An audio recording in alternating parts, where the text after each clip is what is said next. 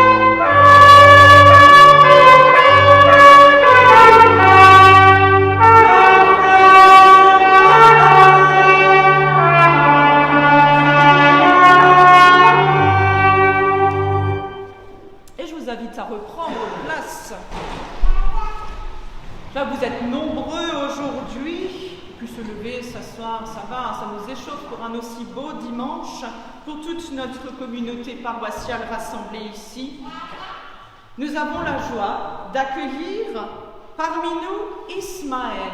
Et vous savez qu'en hébreu, dans la tradition biblique, Ismaël veut dire Dieu entend, Dieu répond à la demande.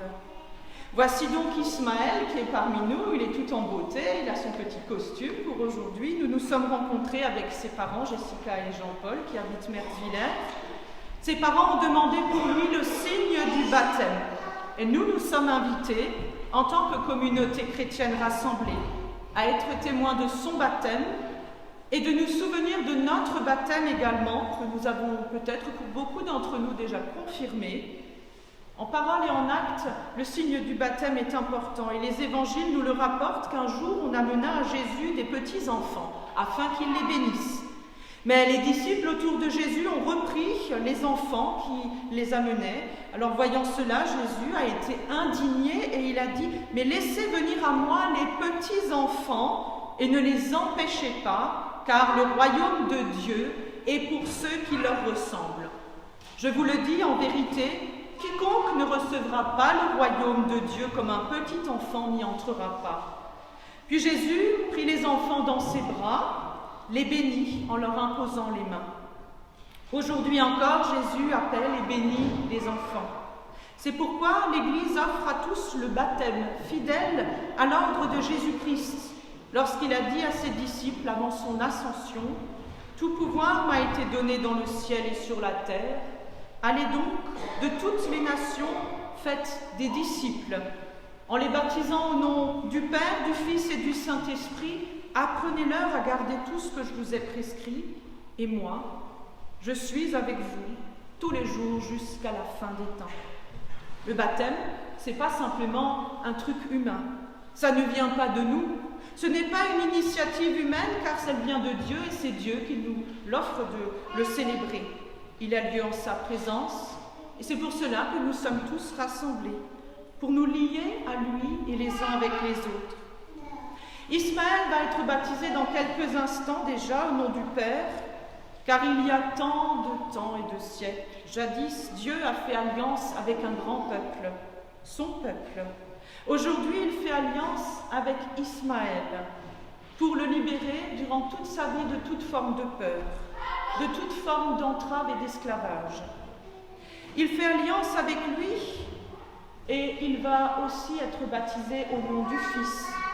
Christ est mort pour lui et il est ressuscité pour lui comme pour nous, pour faire de nous des créatures nouvelles, qui nous rappelions que nous sommes des êtres beaux et aimés de Dieu.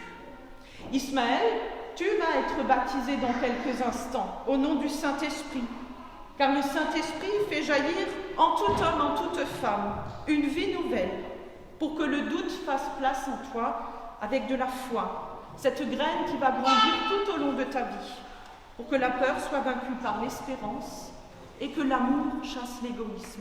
C'est à nous de recevoir et de vivre notre baptême tout au long de notre existence en laissant Dieu la transformer et lui donner un avenir. Quant à cet enfant, son baptême signifie aujourd'hui que tout est accompli en Christ.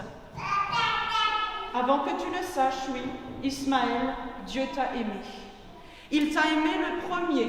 Alors, je sais que c'est un peu pas évident à entendre pour papa et maman, mais c'est vrai. Il avait déjà un projet pour toi.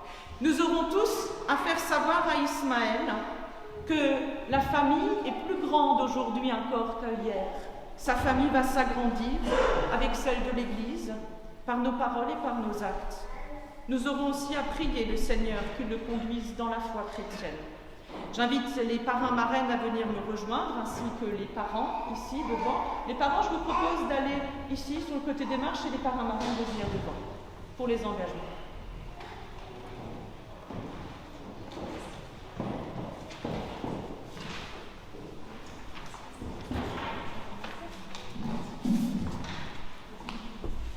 Et je propose que nous écoutions vos engagements.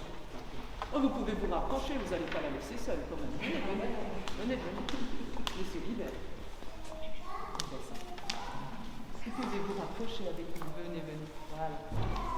Cher Ismaël, aujourd'hui est une nouvelle étape dans ta vie. Aujourd'hui, tu rentres dans la grande famille des chrétiens. C'est le premier sacrement de ta vie. C'est une énorme joie en ce jour de devenir ta marraine. Je te promets d'être toujours là pour toi, de t'encourager dans tes choix, de te conseiller et de t'écouter. Je vous en prie, faites attention à la marche.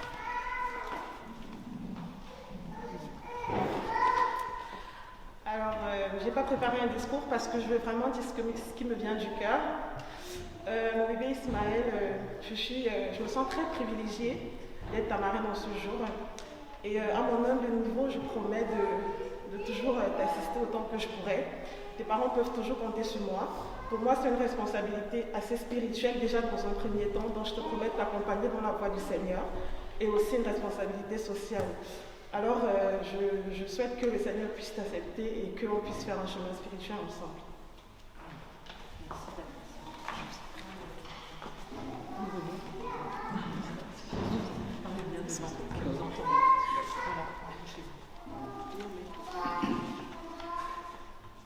Jean-Paul et Jessica, je vous remercie d'abord pour m'accepter comme parent d'Ismaël. Ismaël, je t'ai vu à la naissance, je t'aimerai toujours. Je serai là dans les moments difficiles et les moments faciles pour toi. Et je ne t'abandonnerai jamais. Merci.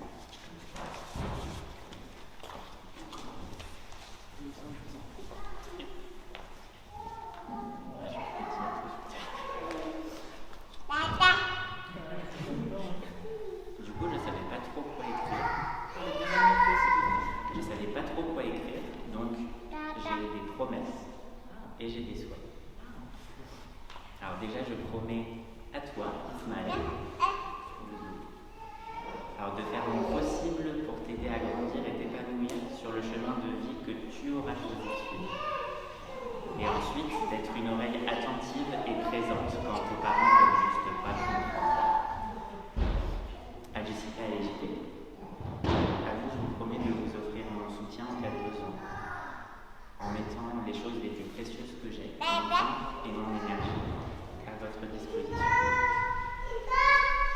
Et je souhaite, pour le petit Ismaël, d'abord la santé en toutes circonstances, que même à travers des périodes aussi compliquées que maintenant, tu sois toujours en bonne santé, de corps comme d'esprit. Le bonheur ensuite, que tout au long de ta vie, ton chemin soit plein de joie, d'amusement, de rire et d'amour en abondance. Et la chance, enfin, que tu rêves grand et vives l'émerveillement de voir tes rêves se réaliser. Que tu te lances dans de passionnantes aventures et vives une vie pleine d'histoires à raconter, en sachant profondément que tu es toujours et seras toujours protégé. Merci pour vos engagements. Vous avez peut-être rejoindre, on va le baptistère. On va se mettre au baptistère. Je vous invite à vous lever pour le baptême.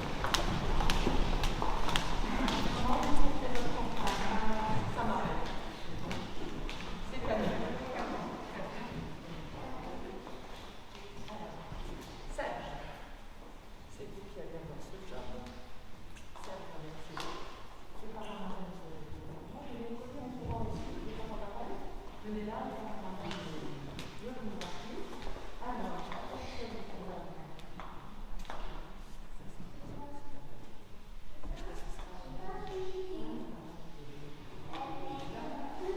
je vous invite à verser.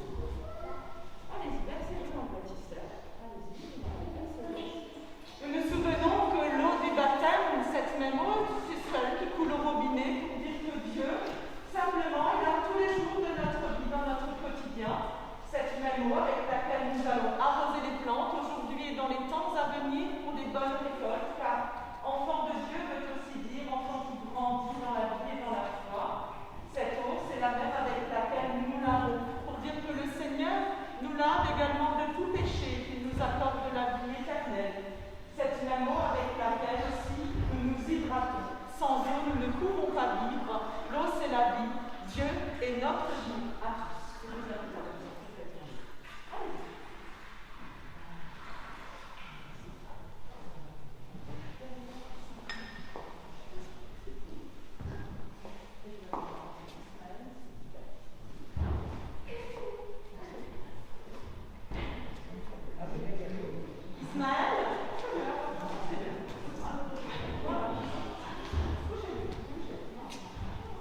Ismaël, je te baptise au nom de Dieu le Père, au nom du Fils et au nom du Saint-Esprit. Amen.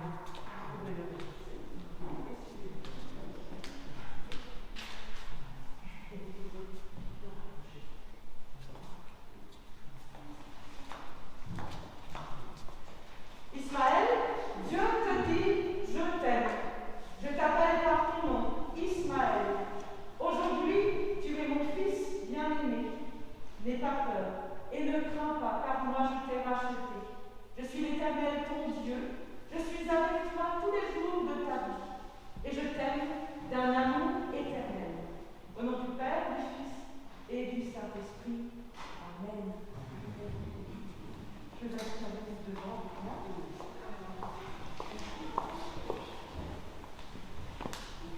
Et voilà, Ismaël, je te présente ta toute grande famille. Désormais, Ismaël est notre petit frère en Christ. Je vous invite à l'accueillir en l'applaudissant.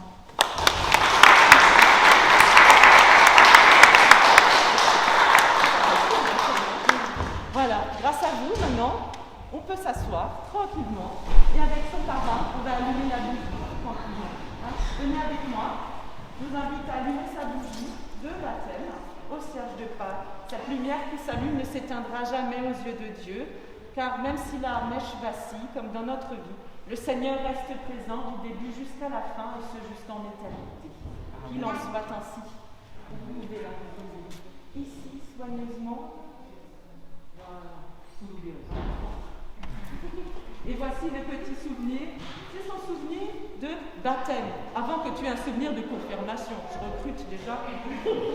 Voici avec ton verset, Ismaël, que je viens de te dire, je le remets à tes parents. Vous pourrez lui donner, vous pourrez lui en parler de ce jour.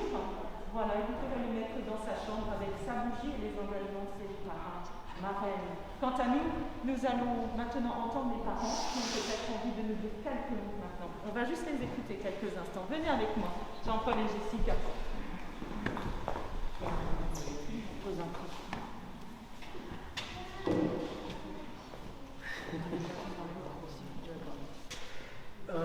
Je tenais tout d'abord à remercier les parents et marraines qui ont accepté d'être avec nous dans cette très très longue aventure. Messi, Camille, Alexandre, Patricia qui est venue de Paris. Franchement, ici, j'ai pas l'habitude de faire des discours, mais franchement, ça va droit au cœur. Et voilà. Merci beaucoup. Merci beaucoup.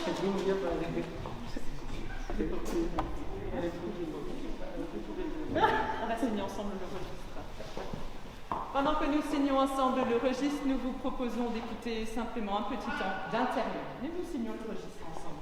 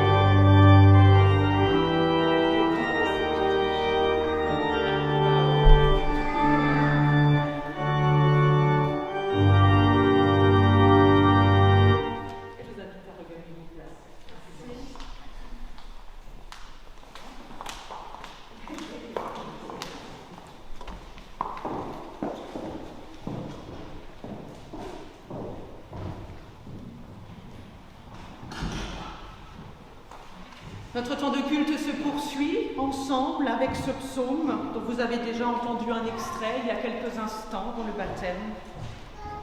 C'est le psaume 34 proposé pour toute cette semaine. Le regard de Dieu se pose sur les justes, son cœur est un cœur qui écoute. Le Seigneur entend ceux qui l'appellent, de toutes leurs angoisses, il les délivre. Le Seigneur est proche du cœur brisé, il sauve l'esprit abattu. Nombreux sont les malheurs pour le juste, mais le Seigneur chaque fois le délivre. Il veille sur chacun de ses os, pas un ne sera brisé. Le mal tuera les méchants, ils seront châtiés d'avoir haï les justes. Le Seigneur achètera ses serviteurs. Il n'y a pas de châtiment pour qui trouve son refuge en l'Éternel. Alors chantons, je louerai l'Éternel de tout mon cœur. Et on peut se lever.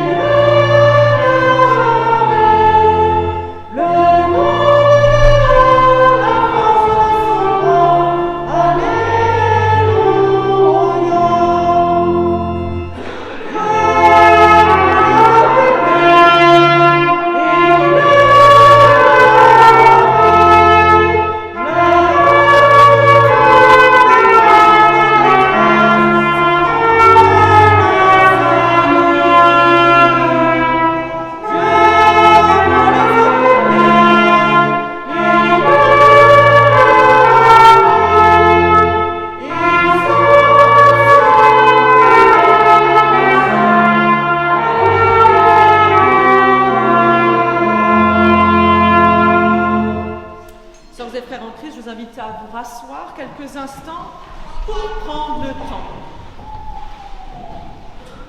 Je ne sais pas comment a été votre semaine, chargée, houleuse, stressante. Il n'y a peut-être pas eu un instant pour souffler et prendre un petit moment juste pour se poser. Le temps du dimanche, le temps d'une petite heure, nous pouvons et nous sommes invités à nous poser ensemble. Alors prenons ce petit moment de prière comme une pause bienfaisante pour nous. Prions le Seigneur. Seigneur, tu nous appelles à être tes témoins dans ce monde. Nous avons besoin de faire une pause avec toi aujourd'hui, à témoigner que la patience, la bienveillance, la joie et le bonheur, nous y sommes tous destinés, Seigneur. Mais souvent, et encore plus aujourd'hui, en ces temps troublés, nous oublions tout cela. Viens nous redire, Seigneur, viens témoigner auprès de nous, toi-même dans notre cœur, que nous sommes appelés au bonheur. Tu nous envoies annoncer la bonne nouvelle autour de nous, mais nous hésitons à dire ta bonne nouvelle. Seigneur, viens nous libérer en Jésus-Christ, même si nous sommes inquiets. Seigneur, nous t'adressons notre prière. Prends pitié de nous là où nous avons échoué. Prends pitié de nous là où nous n'avons pas su tendre la main. Prends pitié de nous là où nous nous sommes écartés de ton chemin. Prends pitié de nous, Seigneur, Kyrie eleison. À Dieu, lorsque nous lui adressons notre prière, toujours il nous pardonne. En Jésus-Christ, avec compassion, il tourne son regard vers nous. Et il nous le dit à chacune et chacun de nous, petits et grands. Tu as du prix à mes yeux. Tu as de la valeur et je t'aime. Celui qui met sa confiance en Dieu et qui trouve sa joie en Jésus-Christ est sauvé. Ainsi soit-il.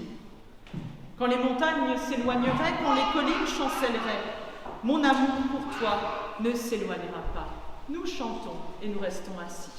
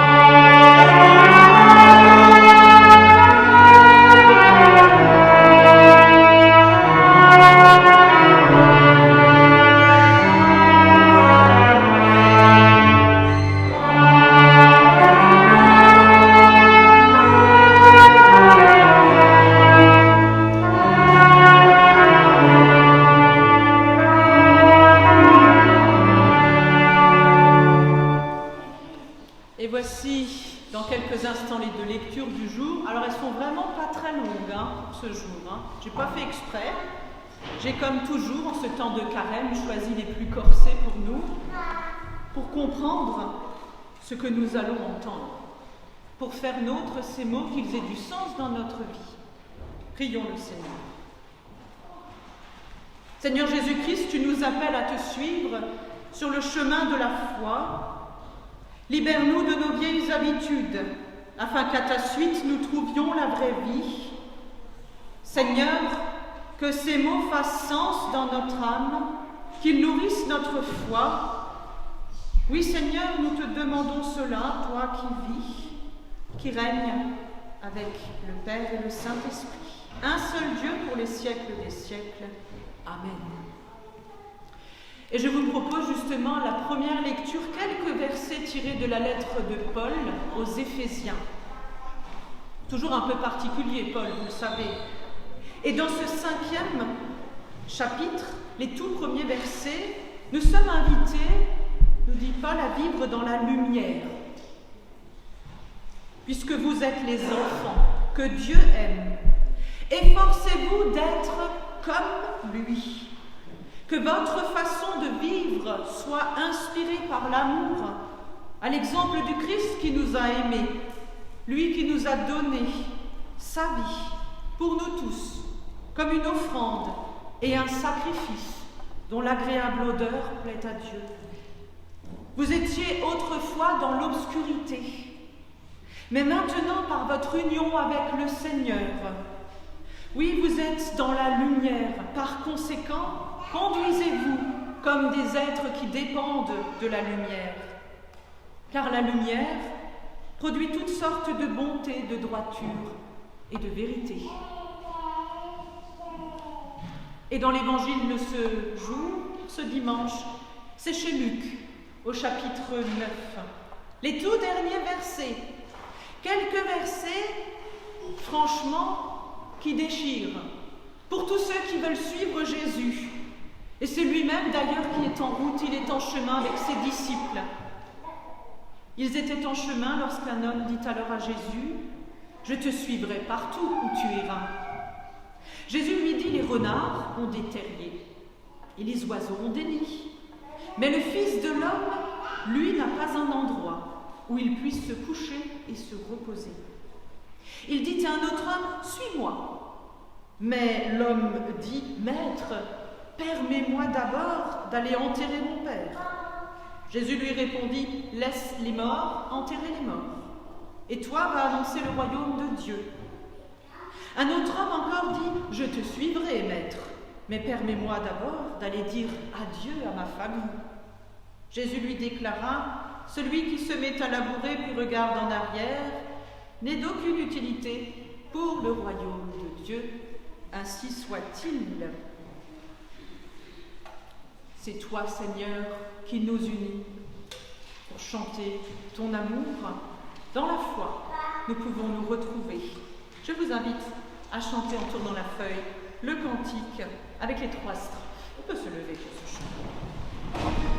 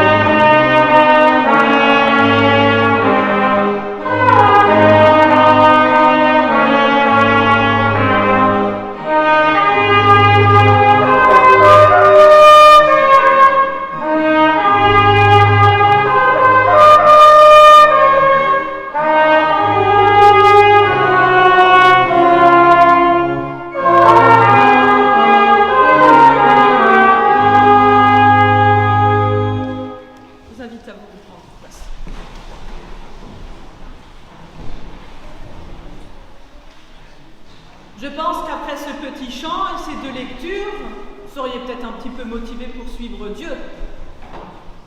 Même avec une canne, vous pouvez.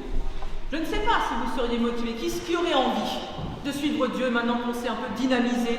Je ne fais pas de sondage, c'est pas trop mon truc, mais laissez-vous libre de penser « Ah oui, moi je m'y plairais bien là, je me sens motivé ». Est-ce que c'est facile de suivre Dieu? Franchement. Des disciples ont voulu le suivre. On l'a entendu il y a quelques instants. Souvenez-vous là, les 3 types. « Ah oui, oui, moi je te suis, maître. Ah oui, je viens, je te suis, à la vie, à la mort. » Mais les uns et les autres ont eu le même réflexe. Écoute, ouais, mais d'abord, je dois faire un truc. Ils se sont, finalement, ils ont voulu se séparer de leur vie antérieure, mais ils ont voulu accomplir encore quelque chose qu'il leur semblait nécessaire. Ils ont voulu se séparer de ce qu'ils vivaient avant, par un rite, une cérémonie, par quelque chose de particulier. Je dois encore adresser une parole, je dois encore faire ceci, cela.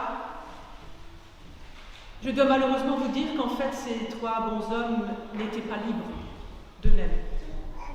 Vous me direz, quoi de plus normal que ce qu'elle raconte? C'est normal de vouloir embrasser ses parents encore une dernière fois. C'est normal de vouloir ensevelir son père, de vouloir prendre congé des siens. Jésus a refusé ce geste.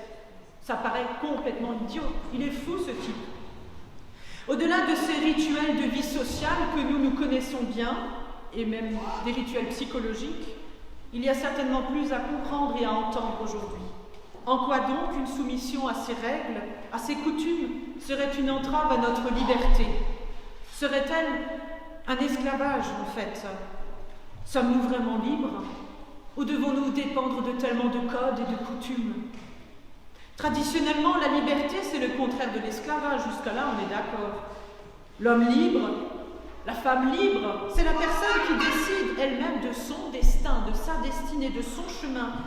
La liberté, ça consiste à pouvoir choisir, même déjà très jeune, à pouvoir choisir et déterminer ce qu'il convient de faire ou de ne pas faire.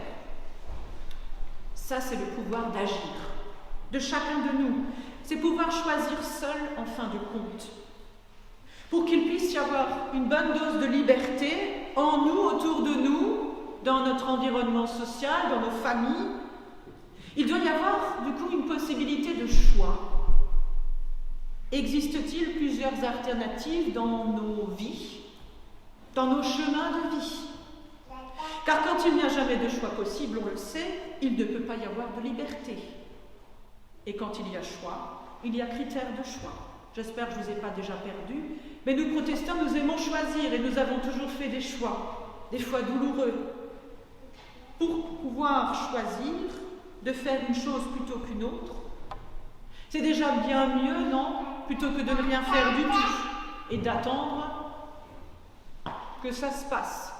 C'est facile, ça, d'attendre que ça se passe et que les autres décident à notre place. Qu'est-ce qui fait, moi, que je vais alors envie de choisir une direction plutôt qu'une autre? Je pourrais aussi très bien squatter dans mon canapé et puis attendre la vie passer. Ça serait dommage, non? La vie passe. Notre civilisation recherche dans son ensemble le bien-être de tous. Si, ce n'est pas une nouveauté. En tout cas, c'est ce qu'on espère. Des fois, on en doute en ce moment. On se dit, il y en a certains, ils en profitent, ouais. Mais notre civilisation a produit des règles de comportement en société. Pas pour nous obliger à ne pas être heureux, mais simplement pour que nous puissions aboutir enfin ensemble à entendre cette liberté et à la vivre. Ma liberté finit là où commence celle des autres. Vous connaissez ce truc? C'est chiant des fois, hein? On aimerait bien faire comme on veut. La dernière fois, je passe au Super U, là, il y a quelques jours. Puis il y avait un petit garçon qui disait à sa maman, « Maman, il faut passer à droite pour sortir. » Il a marqué la flèche, sortie. Et la maman lui dit, « Écoute, j'ai envie de faire comme je veux. » Alors on passe de l'autre côté. Donc on s'est croisés. Voilà, bon, règle, Covid oblige. Forcément, il y a des gens qui se sont retournés, qui ont rallouillé. Pas respecter les règles. La liberté se comprend seulement si l'homme libre, la femme libre est autonome, si nous pouvons décider de nous-mêmes, mais attention, dans le christianisme, on nous enseigne que cette autonomie, elle n'existe pas. Et oui, elle est fausse, irréelle et truquée. Elle n'existe pas parce que dès l'origine, nous sommes plongés dans les erreurs et nous devons reconnaître nos erreurs, nos égoïsmes. Nous ne sommes pas parfaits et nous détruisons la nature autour de nous, cette création qui nous a donné vie. Nous sommes soumis à cela et la recherche unique du plaisir ne peut pas être donc libre, bien que souvent on croit qu'on est libre, mais ça c'est faux. Mais celui qui vit selon l'esprit, dit la Bible, se met au service de Dieu et des autres. Toutes ses actions, toutes ses décisions sont donc confrontées à ce simple critère, le service de Dieu et le service de tous. En un seul mot, à quoi sommes-nous destinés? Non pas à obéir à des règles. J'ai envie vraiment de vous annoncer une bonne nouvelle. Sœurs et frères en Christ, nous sommes juste destinés à l'amour. À l'amour, au bien avec Dieu. Et oui, certains s'expriment dès le plus jeune âge. Tant mieux, soyons heureux. Ils font valoir leur protestantisme avéré. Oui, l'amour, mais pas l'amour comme combler nos passions ultimes, la passion de la chair, le désir du bien, de la possession et de l'autre, de l'écrasement. Simplement la gloire de Dieu. Cette liberté-là, elle ne se détruit pas, sœurs et frères en Christ. L'amour de Dieu nous libère. Oui. Cela nous rend différents. Et il est possible, quand on place sa vie de ce côté-là, en acceptant Jésus dans sa vie, eh bien, on se place du côté de la vie, du côté des choix, car comme pour Jésus, ça n'a pas été facile de choisir. Dire à ces trois hommes, laissez tomber vos coutumes. Il ne s'agit pas d'en créer d'autres, mais regardez qu'est-ce qui est à l'essentiel. Perfectionner la liberté, comme le voulait Jésus, c'est vouloir rechercher le contact avec le Seigneur, ne pas l'éviter, rechercher le contact avec les autres, même si on doit se séparer un peu les uns des autres encore pour quelque temps, même si on ne peut pas se prendre dans nos bras mutuellement, nous pouvons rechercher l'amour avec nos semblables, même ceux qui ne sont pas chrétiens. Et oui, peut-être encore plus en ces temps particuliers. Nos choix sont difficiles à faire dans nos vies pour chacune et chacun, mais nos choix sont possibles. Et rien ne peut entraver la liberté que Dieu met en nous. L'espérance, la foi. Nous savons que nous ne sommes pas parfaits, ne nous voilons pas la face. Même à travers le baptême, nous ne gagnons pas la perfection. Mais nous pouvons découvrir tout au long de notre vie que nous sommes libres et que Dieu veut que nous soyons heureux par des actions désintéressées, par des gestes humbles et par le simple fait de venir se rassembler, de témoigner en votre présence que oui, même si c'est dur, j'y crois. Je veux juste partager avec vous cet extrait biblique. Tout ce qui est mis en pleine lumière devient à son tour lumière.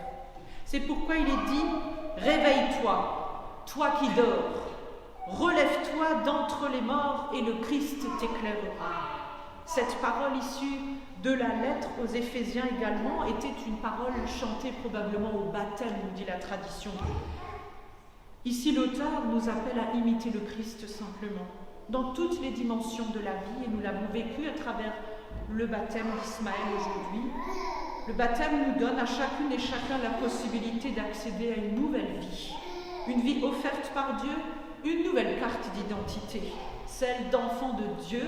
C'est même pas besoin de la renouveler tous les 15 ans ou les 30 ans. C'est perpétuel. Et cela se caractérise par la lumière. Ça permet d'y voir plus clair sur le chemin de la vie. Ainsi, tout croyant que nous sommes, ou que nous soyons dans nos chemins de vie spirituels, nous sommes invités à être libres, à accueillir la lumière qui vient de Dieu. Le baptême, c'est ce signe, et je crois que c'est une vraie bénédiction que nous ayons pu le vivre ensemble aujourd'hui. C'est le signe de cet amour. Ne l'oublions pas. Ce n'est pas un rite, mais c'est une mission confiée à tous les enfants de Dieu. Suivre le chemin ouvert par le Christ, vivre libérés de toute peur, et nous avons besoin d'être libérés de cela en ces temps obscurs. Que le Saint-Esprit éclaire nos chemins de vie, sœurs et frères en Christ.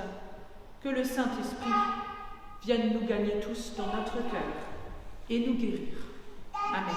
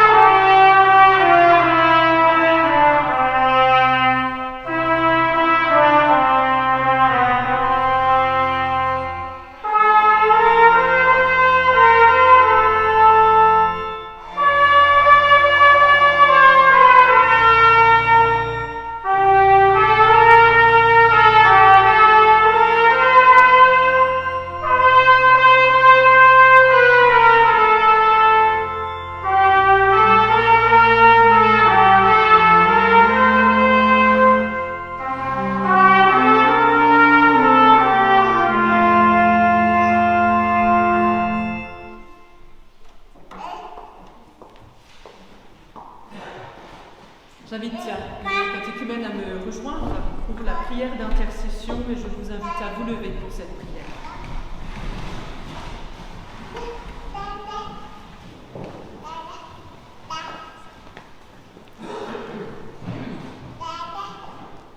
Seigneur, nous voulons être proches de toi, sans que cette proximité nous éloigne de notre prochain. Nous te demandons d'élargir l'espace de nos vies pour accueillir et recueillir les êtres et les événements qui surviennent lors de nos rencontres. Nous te prions pour que les familles soient un lieu où chacune et chacun est aimé et qu'elle lui trouve sa place sans avoir rien à prouver. Aide-nous à tisser des liens forts entre nous, à chanter avec ceux qui rient, pleurent avec ceux qui souffrent.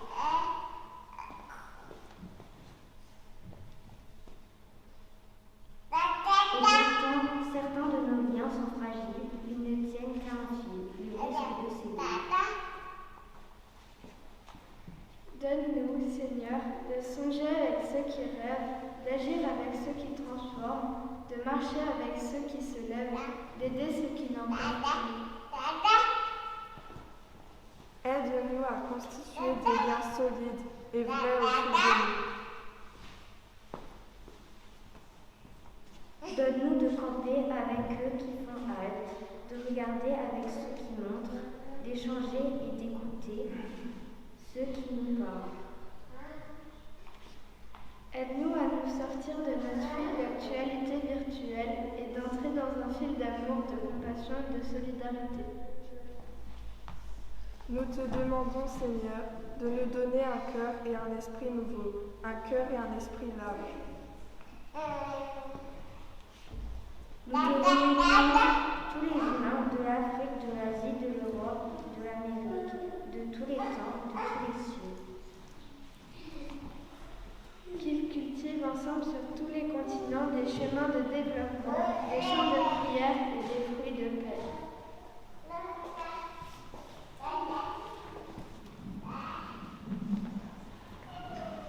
Sœurs et frères en Christ, en ce jour, nous voulons aussi très fraternellement nous unir aux femmes du Vanuatu.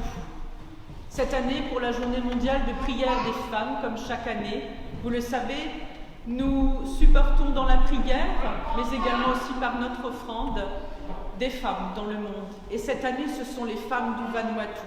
Elles vont voir cette vidéo. Alors, nous sommes heureux ensemble de destiner aussi tout à l'heure notre offrande à ces femmes qui ont tellement de projets.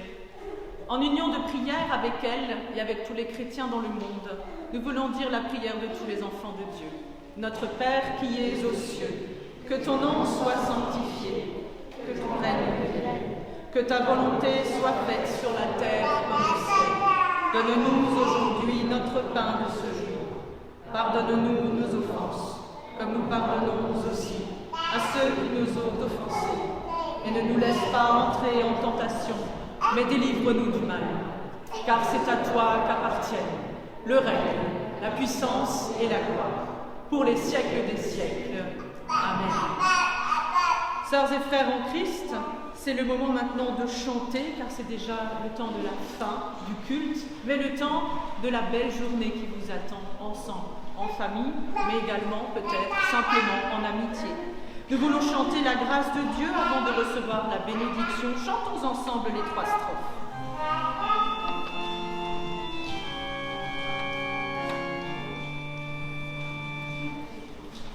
Yes,